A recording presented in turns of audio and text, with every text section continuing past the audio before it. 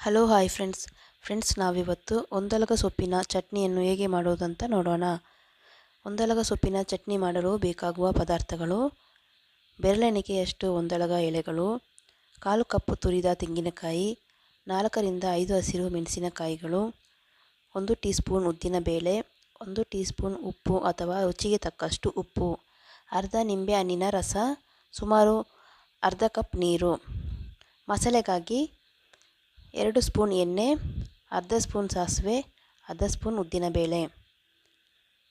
1/4 ಚಮಚ ಎಣ್ಣೆಯನ್ನು ಮಧ್ಯಮ ಉರಿಯಲ್ಲಿ ಬಿಸಿ ಮಾಡಿ ಉದ್ದಿನಬೇಳೆಯನ್ನು ಗೋಲ್ಡನ್ ಬ್ರೌನ್ ಬಣ್ಣಕ್ಕೆ ತಿರುಗುವವರೆಗೆ ಹುರಿಯಿರಿ. ನಂತರ ಕತ್ತರಿಸಿದ ಹಸಿರು ಮೆಣಸಿನಕಾಯಿಗಳನ್ನು ಸೇರಿಸಿ ಮೆಣಸಿನಕಾಯಿಗಳು ಬಿಳಿ ಬಣ್ಣಕ್ಕೆ ತಿರುಗಿದ ನಂತರ ಉರಿಯನ್ನು ಆಫ್ ಮಾಡಿ.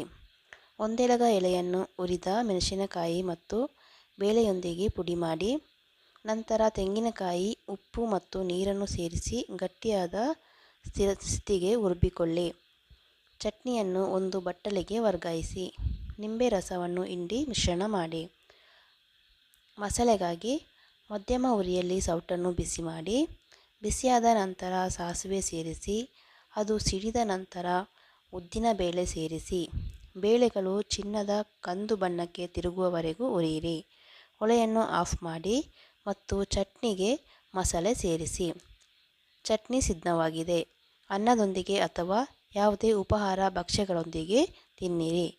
ನೋಡಿದ್ರಲ್ಲ ಫ್ರೆಂಡ್ಸ್, ಒಂದಲಗ ಸೊಪ್ಪಿನ ಚಟ್ನಿ ಹೇಗೆ ಮಾಡುವುದಂತ.